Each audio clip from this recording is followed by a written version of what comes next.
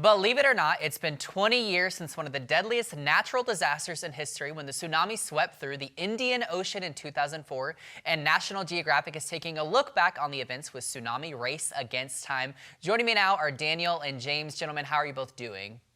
I'm well, thanks. Very well. Thanks very So, much for having us. yeah, absolutely. So, my first question, why do you feel it's important to kind of look back on an event, to this tragedy level, if you will? Well, I think it's been 20 years, and for anyone who was alive at the time, it's very difficult to forget. It was such a big story back then.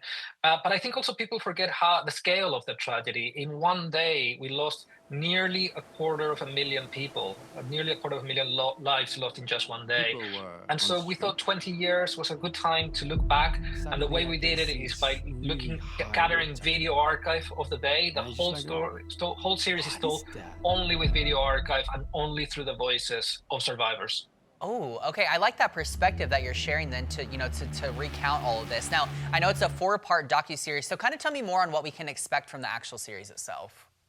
Well, I think the series is an incredibly intense, emotional journey. You'll learn a huge amount about the progress of the tsunami minute by minute. You'll see footage that has never been seen before. You might have seen clips before on YouTube, but we spent nearly 2 years finding vast amounts, hundreds of hours of material that had never been seen before, largely from broadcasters local to the area. You'll also hear stories that have never been told before, incredibly intense, emotional stories. This was a cataclysm that affected a huge number of people across a vast swathe of the world. But what this series does is it takes you into these extraordinarily intense individual moments in our contributors' lives. They walk you through those moments, what it was like for them, and through that, you can understand a bit more about what it's like to survive one of the deadliest natural disasters in history. Yeah. What was it like for the two of you getting to kind of work with survivors on this project and also just getting to hear from them kind of in general?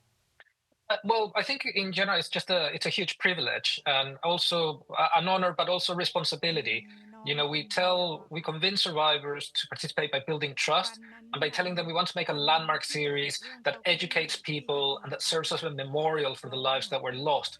So they put a lot of trust in us. They share with us with all the emotions, the most difficult day of their lives. And then we feel a huge responsibility to do honor to that and to tell the story right in a way that's powerful, compelling, and true. Yeah. Is there anything that maybe surprised you all that you kind of learned yourselves while making this special without giving anything away, of course?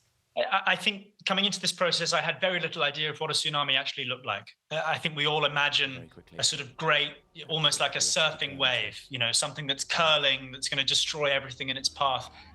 That isn't what it looks like at all in many cases. And I think that was something that took a large number of people by surprise with deadly consequences. We have a huge amount of archive that shows for the first time the tsunami hitting land in areas where it hasn't been seen to hit land before in old footage. And sometimes what you see is something that looks quite gentle to begin with, but within seconds, it becomes extraordinarily dangerous. That shocked me. It still shocks me when I see the footage now. Yeah, yeah. As a consumer, we've seen, different movies and TV shows kind of depict what happened, whether it be, docuseries based or scripted. But what do you think people will gain from tuning into this actual docuseries 20 years later and with all this, new video kind of archival footage that you all have found? I think that our main thing is that we want it to be human centered.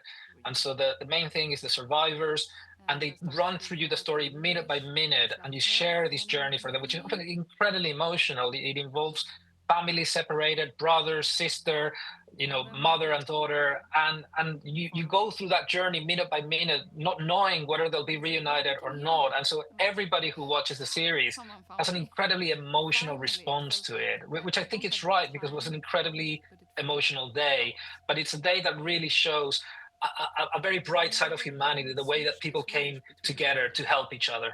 Yeah, yeah, absolutely. Well, gentlemen, it's been so insightful getting to learn so much about this new docuseries that people can tune into. So where can they go to watch this and check this out?